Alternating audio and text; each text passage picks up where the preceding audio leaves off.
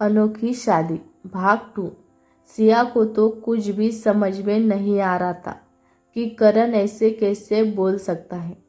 करण अच्छे से जानता है कि सिया मॉडर्न बनना चाहती है, पर करण ने सिया की मन की बात की परवाह न करते हुए आगे कहा, इसके बाद मैं चाहूँ तो नौकरी छोड़ देना, तब तक मैं अपनी एजेंसी सेटअप कर दूंगा, तो तुम मेरे पास आराम से काम कर पाओगी। सिया, तुम ऐसे कैसे कह सकते हो? तुम अच्छे से जानते हो कि मैं हमेशा से मॉडर्न बनना चाहती हूँ।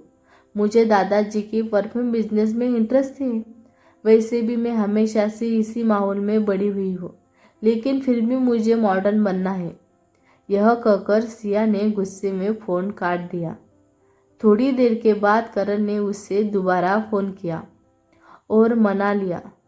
दरअसल सिया करण को इतना प्यार करती थी कि वह उससे ज़्यादा देर के लिए नाराज रह नहीं पाती थी। इस सब का कारण शायद उसका अतिथि था कि उसकी किसी भी रिश्ते को तोड़ने में बहुत डर लगता था। दरअसल सिया के पापा ने उनकी माँ से प्यार तो किया, पर उन्हें कभी भी अपना नाम नहीं दे पाए। और आखिर में एक दिन जब सिया की माँ नहीं रही, तब उन्हें इस बात का एहसास हुआ कि उन्होंने क्या खो दिया, और इसी वजह से वह सिया को सिंगानिया हाउस ले आए थे। इस सब का सिया के दिमाग पर बहुत गहरा असर पड़ा था। सिया को जैसे रिश्ते टूटते हुए बर्दाश्त ही नहीं होते थे। इसी डर के चलते सिया ने कभी किसी से कोई शिकायत की और ना ही किसी से अपना हक मांगा। और जब उनकी जिंदगी में करण आया तो सिया उनकी होकर रह गई।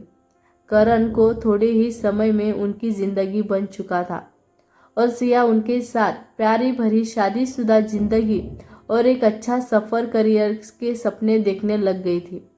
सिया अपने दादाजी को बहुत ज़्यादा प्यार करती थी, इसीलिए उन्हें दुखी ही नहीं करना चाहती थी। और वैसे भी उनकी मम्मा पापा के जाने के बाद अब दादाजी ही उनका इकलौता एक सहारा थे। पूरे घर में एक वही तो थे, शायद उसे प्यार करते थे, और एक उन्हीं की डर की वजह से सिया अब तक उसी घर में थी। पर उनकी सौतेली माँ नीलम का वह चलता तो वो कब का सिया को सिंगानिया हाउस से बाहर निकाल ही चुकी होती।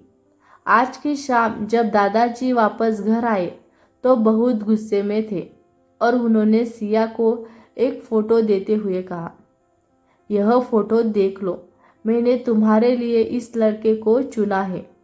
ओबरॉय खानदान का इकलौता एक वारिस है और बिजनेस सर्कल में इनका बड़ा नाम है। मुझे नहीं लगता तुम्हारे लिए इससे ज़्यादा बेहतर रिश्ता आ सकता है।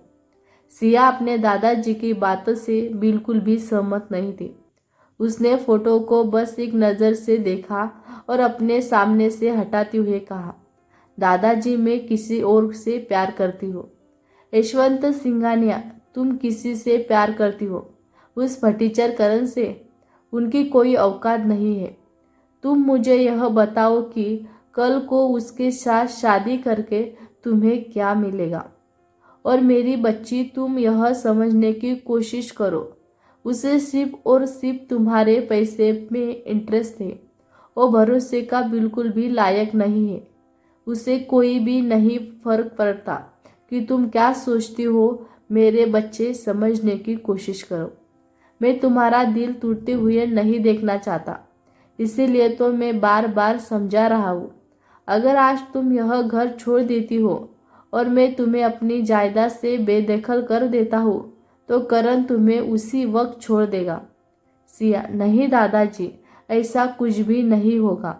तो मुझे सच में बहुत प्यार करता है। सिया अपने दादाजी की बात समझने को तैयार ही नहीं थी। दोनों के बीच में काफ़ी लंबी चौड़ी बहस हुई और उनके बाद में आखिर दादाजी ने गुस्से में कह दिया, अगर इतना ही प्यार है तो छोड़ दो घर। अब या तो तुम सिंगानिया खानदान में रहोगी या इस मॉडलिंग इंडस्ट्री में काम करोगी। फैसला तुम्हारे हाथ में है। पर यह सोच लेना कि अगर तुम मॉडलिंग इंडस्ट्री में कदम रखा तो दोबारा अपने नाम के आगे सिंगानिया नहीं लगाओगी। दादाजी ने जितने गुस्से में ये बात कही ये वही जानते थे, पर सिया में भी खून तो साकिर सिंघानिया का ही था। इसीलिए सिया ने भी गुस्से में घर छोड़ दिया।